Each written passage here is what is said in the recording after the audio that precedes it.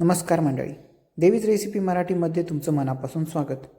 तर मंडळी, आज आपण पाणी न वापरता कांदा भजी कशी तयार करायची हे पाहणार आहोत. तर चला सुरू करूया. तर मंडळी, कांदा भजी करण्यासाठी मी इथे घेतले आहेत कांदे. हे कांदे आपण उभे चिरून घेणार आहोत. तर अशा प्रकारे आपल्याला उभा कांदा चिरून घ्यायचा आहे. तुम्ही पाहू शकता अशा प्रकारे मी उभा कांदा कापून घेतला आहे. कांदा कापून झाल्यानंतर मी इथे 3 मिरच्या घेतल्या आहेत. या मिरच्या आपल्याला एकदम बारीक कापायच्या आहेत. त्याचे लहान लहान तुकडे करून घ्यायचे आहेत.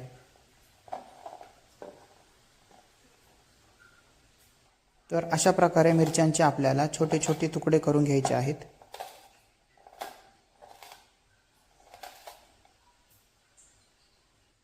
तुम्ही पाहू शकता अशा प्रकारे मी मिरची एकदम बारीक कापून घेतली आहे.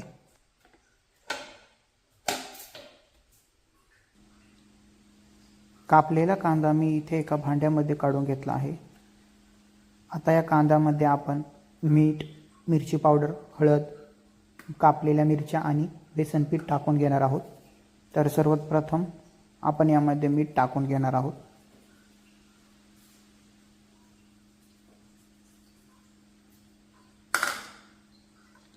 मीठ टाकून झाल्यानंतर आपण यामध्ये थोडीशी मिरची पावडर टाकून घेणार आहोत. मिरची पावडर टाकून झाल्यानंतर आपण यामध्ये हळद टाकून घेणार आहोत. हळद टाकल्यानंतर आपण बारीक कापलेली मिरची ती देखील यामध्ये टाकून घ्यावी.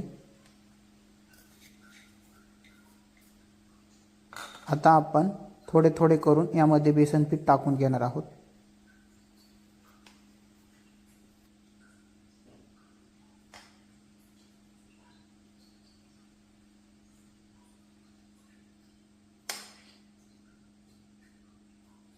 बेसन पीठ टाकून झाल्यानंतर आता आपण हे व्यवस्थित मिक्स करून घेणार आहोत.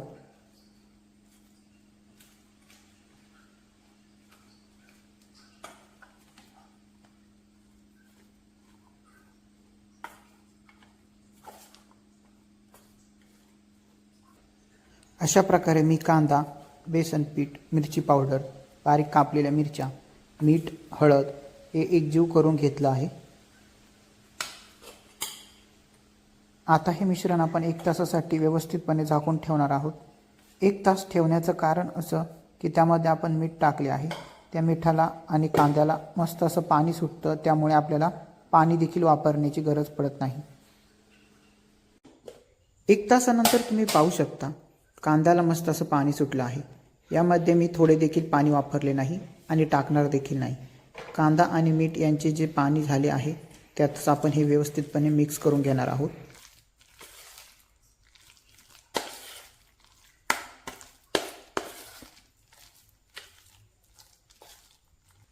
व्यवस्थितपणे मिक्स केल्यानंतर आता आपण यामध्ये थोडा सोडा टाकून घेणार आहोत.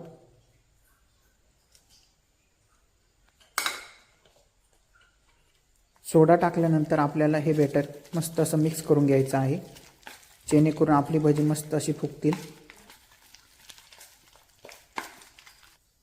इथे मी गॅसवरती तेल गरम होण्यासाठी ठेवले होते. तेल चांगले तापले आहे. आता आपण त्यामध्ये भजी सोडून घेणार आहोत.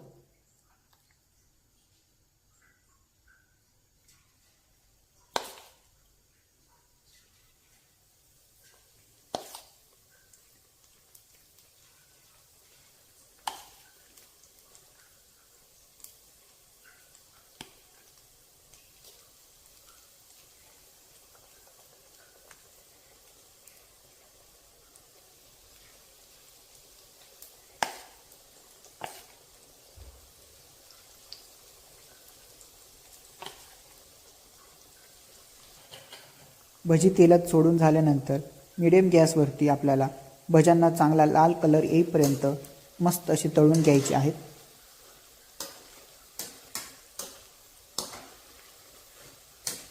तुम्ही पाहू शकता भज्यांना मस्त असा लाल रंग आला आहे. आता हे भजे आपण एका प्लेटमध्ये काढून घेणार आहोत.